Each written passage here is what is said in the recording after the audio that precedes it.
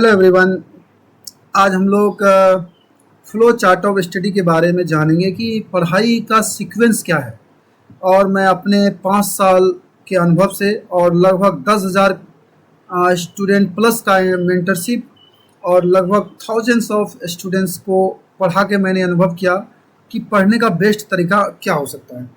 इन्हीं पॉइंट को डिस्कस करेंगे। अगर आप इन चीज़ों को अपने स्टडीज़ में इम्प्लीमेंट करते हैं तो आपको बहुत फ़ायदा होगा और आप स्टेप बाय स्टेप इस प्लेटफॉर्म विद्या विमर्श के माध्यम से आप जानकारी इकट्ठा कर पाएंगे और उसको इम्प्लीमेंट कर पाएंगे। चलिए बिना देरी के हुए हम स्क्रीन पर चलते हैं और जानने की कोशिश करते हैं कि फ्लो चार्ट ऑफ स्टडी क्या होता है। सबसे पहले हम जानेंगे कि पहली बार कैसे सीखते हैं, फिर सीखेंगे कि बार बार कैसे सीखते हैं, उसको परमानेंट मेमोरी में कैसे कन्वर्ट करते हैं, फिर सीखेंगे कि हम लोग एग्जामिनेशन और टेस्ट में कैसे अच्छा करते हैं, और फिर जानेंगे उससे एक अच्छा करियर कैसे बन सकता है। Everything just a habit student. जानिए और समझिए और मेरे साथ साथ आप आगे बढ़िए। और ये जेन्युइन वीडियो है और इसमें बहुत सारा चीज़ आप सीखेंगे, हम भी आपसे सीखेंगे। ज़रूर कमेंट करें ताकि एक पॉजिटिव इंटरेक्शन हमारे और आपके बीच हो। हमको पता है आप तैयार हैं, पूरी तरह तैयार हैं। चलिए सीधे चलते स्क्रीन पर और आपको दिखाने की कोशिश करते हैं कैसे हम लोग फ्लो चार्ट ऑफ स्टडी को समझ सकते हैं। अब जैसे यहाँ पर आप देख पा रहे होंगे फ्लो चार्ट ऑफ स्टडी में, जैसे आप लेफ्ट साइड में देखे होंगे कि पिलर 1। तो जैसे हम लोग पिलर 1 की बात करें, यहाँ पर पिलर 1 की बात करें, पिलर 1 में पहला चीज़ है लर्निंग। तो पिलर 1 में हम लोग देखते हैं कि लर्निंग क्या होता है, मतलब सीखना कैसे होता है, आज के समय में सीखने का क्या क्या बेस्ट तरीका होता है। तो पहली बार सीखना ये परमानेंट मेमोरी में इंटर नहीं करता माय डियर स्टूडेंट, बट आप पहली बार किसी चीज़ को सीखने जाए तो आपका फुल कंसंट्रेशन पावर होना चाहिए, आपके अंदर क्यूरियोसिटी होना चाहिए किसी चीज़ को जानने का, आपके अंदर इंटरेस्ट होना चाहिए, और सबसे बड़ी बात आपके पास टाइम होना चाहिए।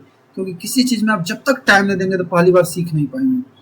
कई बार पहली बार सीखने से आपका जी घबराएगा, आपको मन नहीं करेगा, लेकिन उसके बावजूद कुछ समय तक आपको टिके रहना ताकि पता चले आपका इंटरेस्ट क्या है।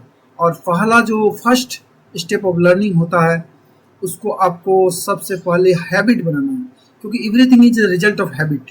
इसमें हम ये डिस्कस करेंगे।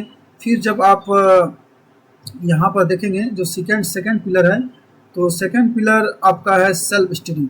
सेल्फ स्टडी में मेनली हम लोग चीज़ें सीखते हैं कि प्रैक्टिस के बाद एप्लीकेशन बिल्डिंग, रिविजन्स, और कैसे एक चीज़ों को यहाँ पर पहली बार सीख रहे हैं, यहाँ पर कैसे एक चीज़ों को हम लोग परमानेंट मेमोरी में डाल सकते हैं।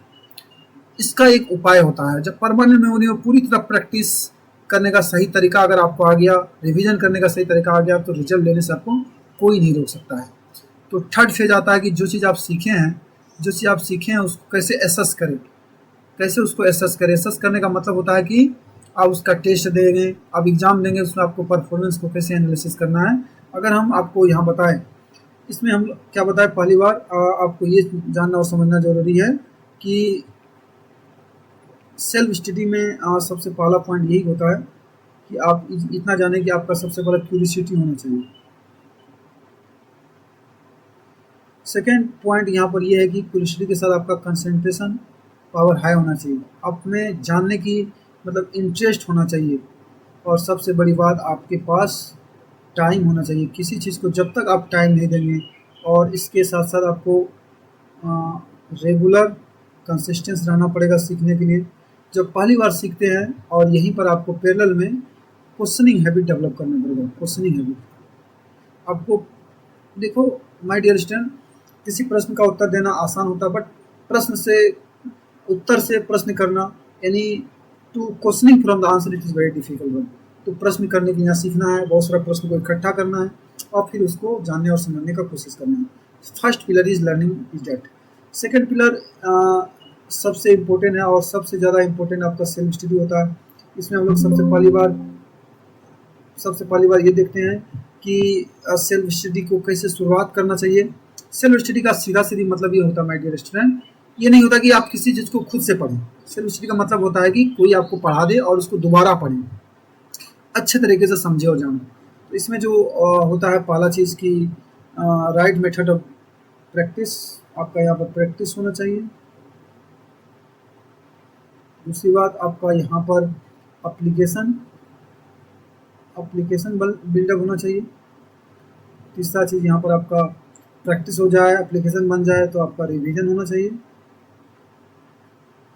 और ये पिलर है, ये 3 पिलर होता है, प्रैक्टिस, एप्लीकेशन, रिवीजन। इसके अंदर छोटा-छोटा और सब टॉपिक्स है, और लास्ट में जब इन चीज़ों को आप कर लेते हैं, तो आप थर्ड फेज़ में जाते हैं। थर्ड फेज़ में आपको जानना होता है कि हम टेस्ट दे के हम अपना परफॉर्मेंस को क्या एनालिसिस कर रहे हैं, एग्ज़ाम दे रहे हैं तो मेरा क्या रिज़ल्ट आ रहा है, जिससे आपको यहाँ से आपका वीकनेस और स्ट्रेंथ पता चलता है। वीकनेस और स्ट्रेंथ पता चलता है, जिससे आप आने वाले समय में अपने आप को एक्सेस कर पाते हैं। इन तीनों पिलर में आने वाला समय में हम डिटेल वीडियो बनाएँगे कि कैसे पहली बार सीखना है, फिर सेल्फ स्टडी कैसे करना है, और फिर असेसमेंट कैसे करना है। हम आपको अपने तजुर्बे से आपको सही करने की कोशिश करेंगे। अगर आप इसको फॉलो करते हैं तो रिजल्ट आपके हाथ में होगा। बहुत अच्छा आप बेहतर कर पाएंगे, अपने आप को बेहतर कर पाएंगे, अपने स्टडीज़ को जान पाएंगे। आज यहीं तक। Thank you very much. इस चैनल को सब्सक्राइब कीजिए, ज़्यादा से दोस्तों को शेयर कीजिए। Have a nice day. Wonderful. Thank you.